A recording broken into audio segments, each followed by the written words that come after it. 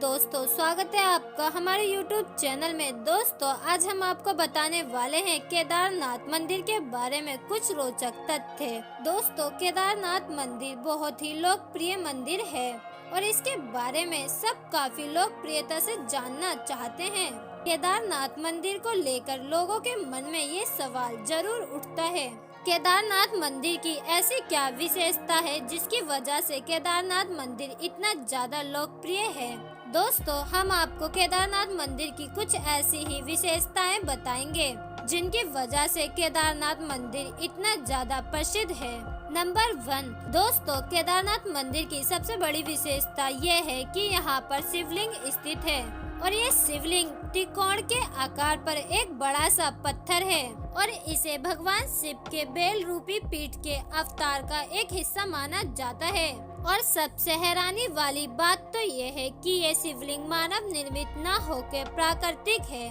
जो कि धरती से निकला था। और इस शिवलिंग के निर्माण के पीछे महाभारत के समय की भगवान शिव और पांडवों की कथाएं प्रचलित है और इसमें महाकाली भीम भगवान शिव के बेल रूपी अवतार के पीठ वाले हिस्से को पकड़ लेते हैं और इसके कारण पीठ का वह भाग वहीं पर रह जाता है और बेल के अन्य 4 भाग अलग अलग स्थानों पे प्रकट होते हैं और इन्हीं 5 स्थानों को सम्मिलित रूप से पंच केदारनाथ के नाम से जाना जाता है। नंबर 2, केदारनाथ मंदिर पंच केदारनाथ में से एक होने के साथ साथ 12 ज्योतिर्लिंगों में से एक भी माना जाता है, क्योंकि एक समय में यहाँ पर नर व नारायण भगवान शिव की तपस्या कर रहे थे और इन दोनों की तपस्या से खुश होकर भगवान शिव ने उन्हें दर्शन दिया और इसके बाद हमेशा के लिए भगवान शिव ने अपने एक रूप को इस स्थान पर ज्योतिर्लिंग के रूप में निवास करने का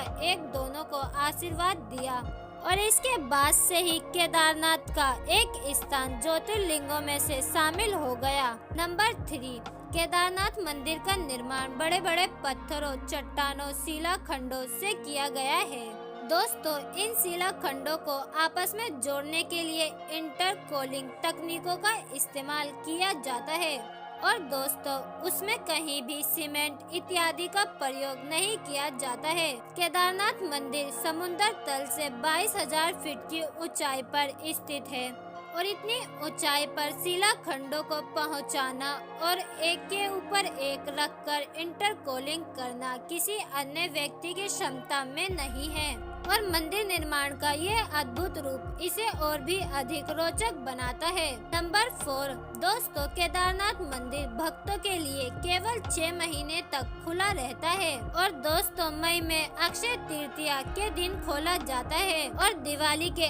अगले दिन ही बंद कर दिया जाता है और इसके बाद मंदिर का पाठ 6 माह तक बंद रहता है। भगवान शिव के प्रतीकात्मक स्वरूप को नीचे उखी मठ स्थापित कर दिया जाता है और ऐसा इसलिए किया जाता है क्योंकि उस समय यहाँ पर भीषण बर्फबारी होती है और इस कारण वहाँ के नागरिक दुकानदार वहाँ से हटकर नीचे चले गए और केदारनाथ मंदिर में जाने के सभी रास्ते बंद हो गए और ये स्थान पूरी तरह से सुनसान हो गया था। नंबर 5, दोस्तों, केदारनाथ मंदिर के मुख्य आधे किलोमीटर की दूरी से भी कम पर एक और मंदिर स्थित है जिसका नाम भैरवनाथ मंदिर है और भैरवनाथ को इस क्षेत्र का क्षेत्रपाल भी कहा जाता है और इसी के द्वारा केदारनाथ मंदिर और अन्य आसपास के स्थलों की सुरक्षा भी की जाती है और कोई भी व्यक्ति केदारनाथ मंदिर के यात्रा पर जाता है तो उसे सबसे पहले भैरवनाथ के दर्शन लेने पड़ते हैं,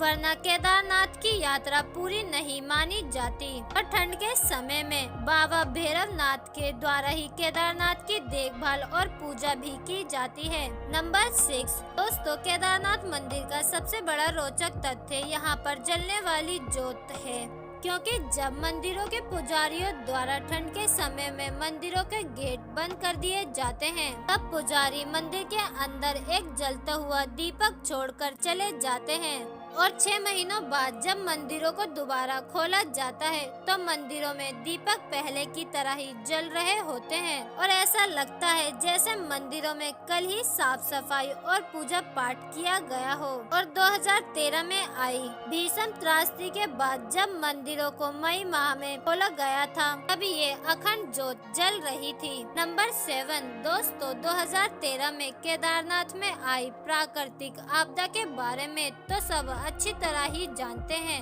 और ये आपदा इतनी खतरनाक थी कि लगभग 10,000 से भी ज्यादा भक्त मारे गए। केदारनाथ और अन्य स्थलों पर जाने का रास्ता पूरी तरह से तहस नहस हो गया था। लेकिन हैरानी की तो बात यह थी कि केदारनाथ मंदिर को कोई भी नुकसान नहीं पहुंचा था और इसका कारण ये था कि बाढ़ के पानी में आई एक बड़ी सी चट्टान जिसे आज भी सभी भीमशिला के नाम से जानते हैं। 2013 में जब बाढ़ का पानी काफी तेजी से केदारनाथ की तरफ आ रहा था तो इसके साथ एक बड़ी सी चट्टान भी बहकर केदारनाथ की तरफ आई और मंदिर के पीछे जाके रुक गई और बाढ़ का पानी उस चट्टान से टकराकर 2 भागों में बट गया और दोनों साइड से निकला था। दोस्तों, इसी वजह से मंदिर को कोई भी नुकसान नहीं पहुंचा था और ऐसा माना जाता है कि ये एक चमत्कार था जो पूरे विश्व ने देखा था। नंबर 8 दोस्तों, केदारनाथ ने 2013 की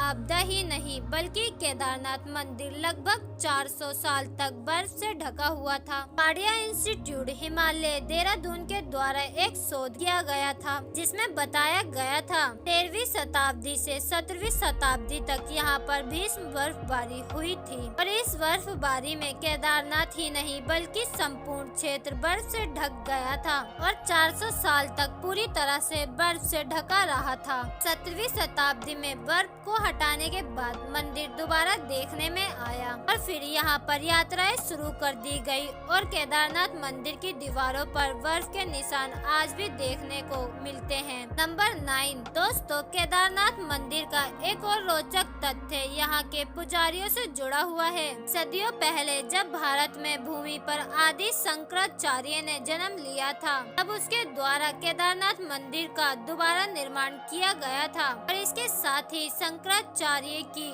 समाधि भी मंदिर के पीछे ही स्थित है। दोस्तों, आदि शंकराचार्य के द्वारा मंदिर का पूजा पाठ देख रेख कार्य कर्नाटक राज्य के वीर शैव जंगम के समुदाय के ब्राह्मणों को सौंप दिया गया था और तब से ये परंपरा आज तक चलती आ रही है और इसके साथ ही मंदिर के सभी पूजा पाठ अनुष्ठान का कार्य कन्नड़ भाषा में ही किया जाता है। नंबर 10 पुराणों में ये भविष्यवाणी की गई है कि भविष्य में केदारनाथ मंदिर लुप्त हो जाएगा और उसके अनुसार नारायण की शक्ति के द्वारा पहाड़ों का मिलन होगा और इसके साथ ही इस क्षेत्र के सभी स्थल लुप्त हो जाएंगे और इसके बाद केदारनाथ बद्रीनाथ मुख्य धाम है। और दोस्तों, पहाड़ों के आपस में मिलने से इस क्षेत्र के सभी धामों के मार्ग लुप्त हो जाएंगे और ये रहस्य बन के रह जाएगा। पर पुराणों में ये भी कहा गया है कि इसके बाद एक नया धाम बनेगा जो भविष्य बद्री के नाम से जाना जाएगा। तो दोस्तों, केदारनाथ के बारे में आपको जान के कैसा लगा हमें कमेंट बॉक्स में कमेंट करके जरूर बताएं और साथ ही ऐसी इंटरेस्टिंग वीडियो के अपडेट के लिए हमारे चैनल को लाइक करें, सब्सक्राइब करें और बेल का बटन दबाना ना भूलें।